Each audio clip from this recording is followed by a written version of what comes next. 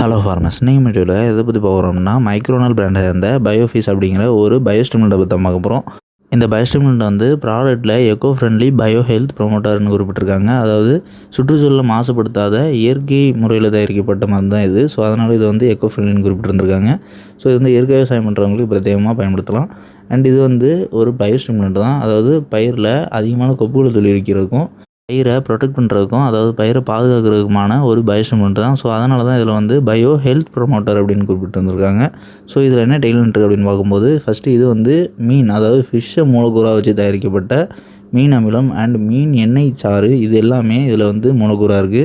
So இது எல்லாமே எவ்வளோ சதவீதம் இருக்குது அப்படிங்கிறத வந்து குறிப்பிடலாம். ஆனால் இது மீனை மூலக்கூறாக வச்சு தயாரிக்கப்பட்ட மீன் அமிலம் எல்லாம் கலந்துருக்கு அப்படிங்கிறத வந்து குறிப்பிட்டு வந்திருக்காங்க.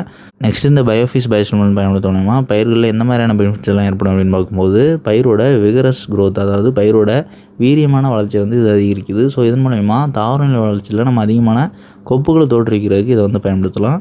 அண்ட் இது எந்த மாதிரி அதிகமான கொப்புகளை தோற்றுவிக்குது அப்படின்னு பார்க்கும்போது, இலைகளில் ஒளிச்சேர்க்கை அதிக அளவு நடக்க செய்யுது. ஸோ இது நடக்கிறதுனால வேர்கள் அதிகமான ஊட்டச்சத்துக்களை மண்ணிலேருந்து எடுத்து பயிருக்கு கொடுக்குது. ஸோ இந்த ரெண்டும் பேரலாக நடக்கிறதுனால அதிகமான கொப்புகள் தொழிற்குது. அதாவது நம்பர் ஆஃப் பிரான்ச்சிங்கே அதிகமாக இருக்குது. அதாவது ஒட்டுமொத்த கொப்புகளோட எண்ணிக்கைகள் அதிகமாக இருக்குது. ஸோ இது நடக்கிறதுனால நமக்கு வந்து மகசூல் அதிகரிக்கிறதுக்கான அதிகமான பூக்களையும் எல்லா கொப்புகளையும் எடுக்க செய்ய முடியுது. ஸோ இது நடக்கிறதுக்கு பேஸ் ரீசன் அப்படின்னு பார்க்கும்போது ஃபோட்டோசிந்தசிஸ் அதிகரிக்கிறது தான்.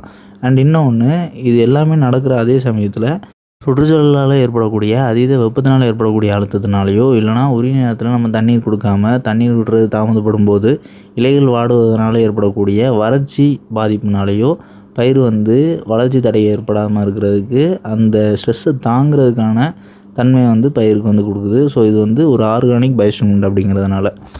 அண்ட் நம்ம குறிப்பிட்டிருக்கக்கூடிய பெனிஃபிட்ஸ் எல்லாம் இல்லாமல் இன்னொரு முக்கியமான பயன் என்ன அப்படின்னா, பயிர்களில் ஏற்படக்கூடிய சாரஞ்சும் பூச்சி தாக்கல், அதாவது வெள்ளை ஈக்கள், வால் பெண்கள், இல்லைனா இலைத்தத்து பூச்சிகள், அஸ்வினி பூச்சி, இந்த மாதிரியான சாரஞ்சும் பூச்சி தாக்கலுக்கு நம்ம இதை பயன்படுத்தும் போது ஆரம்ப நிலை பரவலில் இருந்துச்சுன்னா, அதாவது ஒரு 10லேருந்து 25% பயிர்களில் இந்த சாரஞ்சும் பூச்சிகள் பரவி காணப்படும் பட்சத்தில் நம்ம ஸ்ப்ரே பண்ணும்போது நேரடியாக கான்டாக்டுக்கு உட்படுற, அதாவது நேரடி தொடர்பு மூலயமா அந்த மருந்துகள் மேலே படுற சாரஞ்சும் பூச்சிகள் எல்லாமே அதோட வளர்ச்சி தடைப்பட்டு சுலபமாக சாரஞ்சு முடியாமல் கீழே கொட்டி அழிஞ்சிரும். ஸோ அது வந்து அந்த பயிரோட ஆரோக்கியம் மேம்படுறது மூலயமாவும் இது வந்து சாரஞ்சும் பூச்சி இது வந்து தடைப்படுது.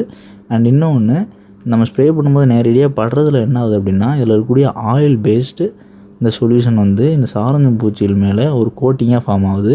ஸோ இந்த ஃபிலிம், அதாவது இந்த ஒரு மைன்யூட்டான லேயராக ஃபார்ம் ஆகும். அது ஏன்னா இது வந்து ஒரு ஆயில் பேஸ்டு பயோஸ்டிமுலண்ட். ஸோ அதனால் இந்த ஆயிலால் இந்த சாரஞ்சும் பூச்சிகள் வந்து பாதிக்கப்படுது. ஸோ இது வந்து எப்போ பயிர்களுக்கு சாரஞ்சும் பூச்சி தாக்கல்லேருந்து நம்ம இதை பாதுகாக்கிறதுக்கு பயன்படுத்தலாம் அப்படின்னா, ரொம்பவே இயர்லியர் ஸ்டேஜ், அதாவது இப்போ தான் சாரஞ்சும் பூச்சி தாக்கல் வந்து தென்படுது அப்படின்னா அந்த சமயத்தில் பயன்படுத்தலாம்.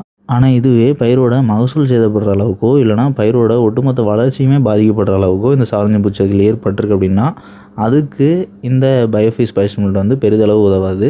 ஓரிரு சாரஞ்சும் பூச்சிகள் அழிகிறதுல பெரிதளவு எந்த ஒரு பயனும் பயிருக்கு கிடைச்சிடாது. ஸோ இது வந்து 2 இதில் நம்ம ஏற்கனவே குறிப்பிட்டது போல் இந்த சாரஞ்சும் பூச்சிகளோட வளர்ச்சியும் சாரஞ்சும் பூச்சி தாக்கலையும் தடைப்பட செய்யுது. அது என்னென்னா, பயிரோட ஆரோக்கியம் அதிகரித்து பயிரோட வளர்ச்சி வேகமாக நடக்கிறதுனால இந்த சாரஞ்சும் பூச்சிகள் சாறு உரியறதுக்கு சிரமப்படும். அதாவது ஆரம்ப நிலையில் இருக்கும் பட்சத்தில் ஓரிரு சாரஞ்சும் பூச்சியோ, இல்லைனா பெரிதளவு பயிர் சேதப்படுற அளவுக்கோ, பயிரோட மகசூல் சேதப்படுற அளவுக்கோ சாரஞ்சும் பூச்சி தாக்கல் இல்லாத பட்சத்தில், ஸோ பயிரோட வளர்ச்சி அதிகரிக்கிற மூலயமா என்ன தான் முயற்சி அடைந்த இலைகள் கொப்புகள் எல்லாமே பலப்படுத்தினாலும் கூட புதிதாக தொழிற்கக்கூடிய கொப்புகளில் சாரஞ்சும் பூச்சி தாக்கல் வந்து ஏற்படும். அதாவது அது வந்து அழியாமல் புதிதாக தொழிற்கக்கூடிய கொப்புகளுக்கு போகும்.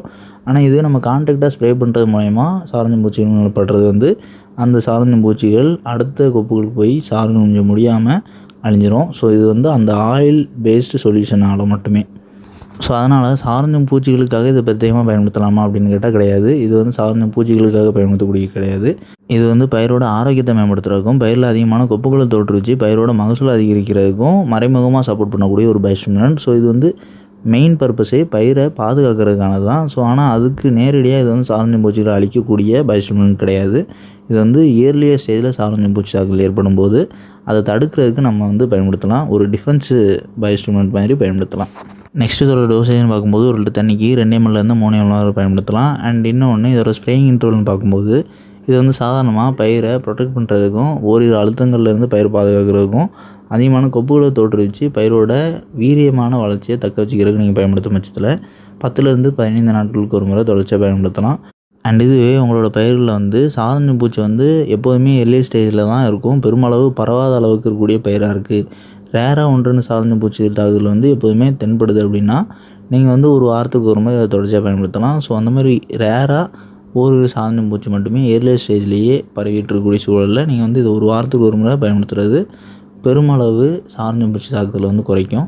நெக்ஸ்ட் இதோட கம்ஃபர்டபிலிட்டின்னு பார்க்கும்போது இந்த பயோஃபேஸ் பயோஸ்டிமுலண்ட் வந்து நீங்கள் மற்ற இந்த ஒரு பூச்சிகளில் கூடயோ இல்லைனா பூஞ்சான குழிகள் கூடயோ இல்லைனா நுண்ணூட்டச்சத்து மருந்துகள் கூடயோ இல்லைனா பிளான் குரோத் த்ரில்டர்ஸ் கூடயோ இல்லை மற்ற இந்த ஒரு பயோஸ்டிமுலண்ட்ஸ் கூடயோ சேர்த்து பயன்படுத்தலாம். இதனால் பயிர்களுக்கு எந்த ஒரு பாதிப்பு ஏற்படாது. அண்ட் ஃபங்கசைடுன்னு பார்க்கும்போது சல்ஃபர் சார்ந்து இருக்கக்கூடிய மருந்துகள் கூட சேர்த்து பயன்படுத்த வேண்டாம். அண்ட் இன்னொன்று காப்பர் ஆக்சிக்ளோரைடு வந்து அதிகமான அளவில் சேர்த்து பயன்படுத்த வேண்டாம். அதை ஒரு ஆவரேஜ் டோஸில் பயன்படுத்துங்க. ஒரு 1.5 கிராம்லேருந்து 2 கிராம், அதற்கு அதிகமாக பயன்படுத்தாதீங்க.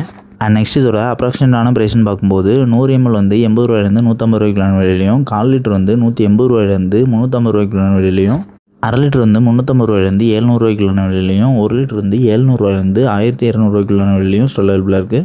ஸோ தேவைப்படுறவங்க வாங்கி பயன்படுத்திக்கலாம். அண்ட் இந்த வீடியோவில் ஏதாவது டவுட் இருந்துச்சுன்னா கமெண்ட் பண்ணுங்கள். இந்த மாதிரி வேறு எந்த ஒரு பயோஸ்டிமுலண்ட் பற்றி ஏதாவது தெரிஞ்சுன்னு அந்த பயோஸ்டிமுலண்டோட பேரை மறக்காமல் கமெண்ட் பண்ணுங்கள்.